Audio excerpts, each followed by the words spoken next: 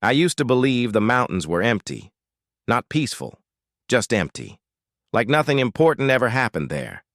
That belief died the summer I was sent to Ashford, Virginia. I grew up in coastal Maine, in a house where my older brother's shadow never quite left. He was everything I wasn't: athletic, fearless, the kind of kid teachers remembered years later.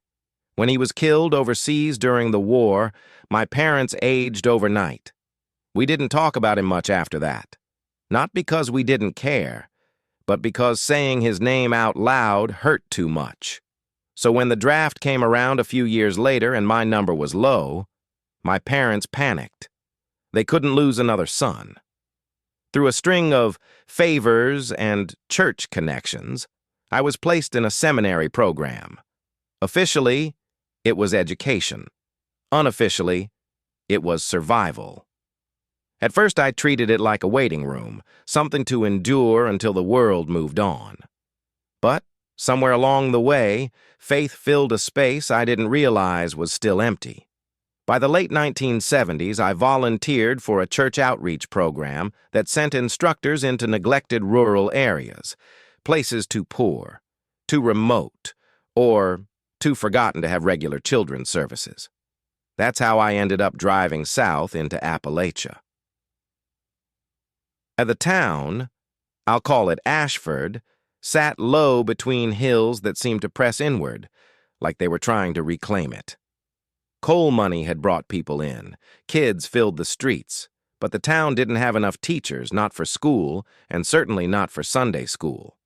So I pitched a canvas tent near the edge of town and brought out folding chairs, chalkboards, and crayons. The first Sunday, I expected maybe 5 kids.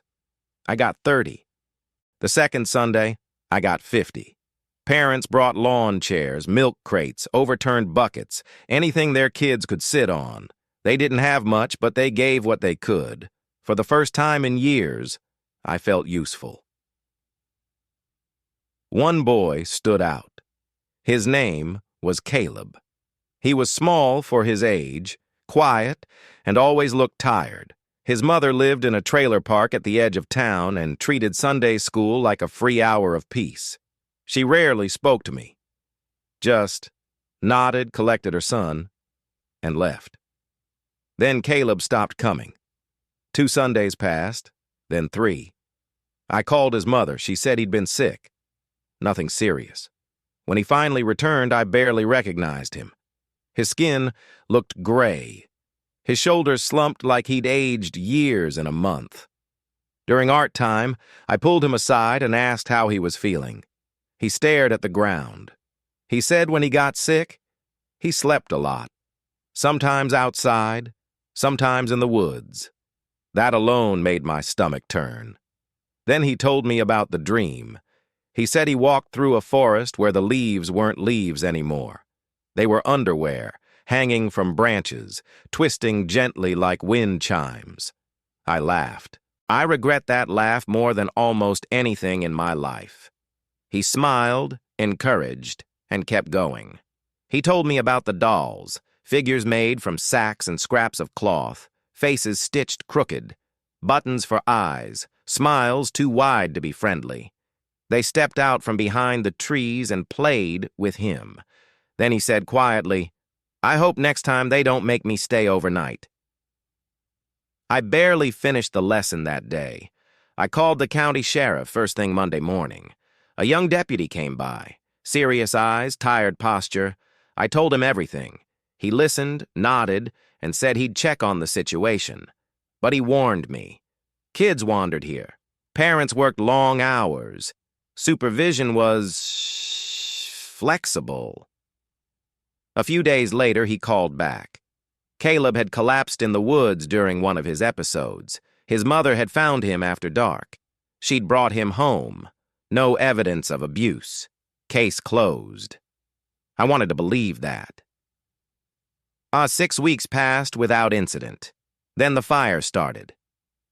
The God's Hollow sat a few miles outside Ashford. It was an old settlement abandoned after a plague outbreak over a century earlier. Quarantine houses, nailed doors, burned ruins. People said it was haunted. I assumed teenagers. The fire burned all night. That fire was the first warning.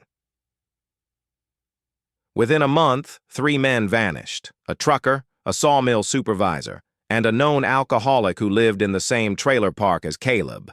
The third man was the deputy's brother. Search parties combed the woods. Posters went up. Hope drained away.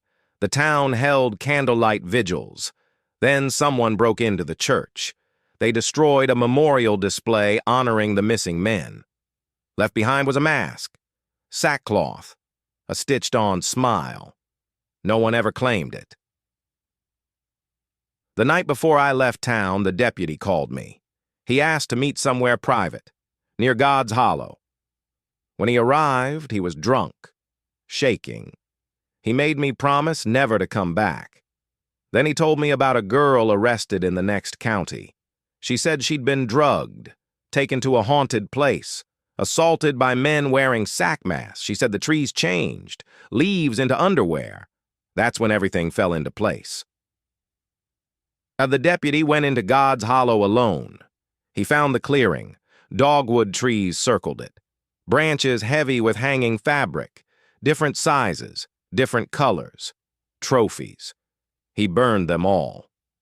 Then he waited to see who panicked. His brother did. He found the mask hidden in his brother's trailer. He said he didn't mean to kill him. But some truths don't survive daylight. Neither do some men. He told me where the bodies were. An abandoned mine. Then, he asked if God forgives men who kill monsters. I didn't have an answer. I left Ashford at dawn. I never went back. But sometimes, when the wind moves through trees just right, I think about what Caleb said, and I wonder how many forests like that still exist, waiting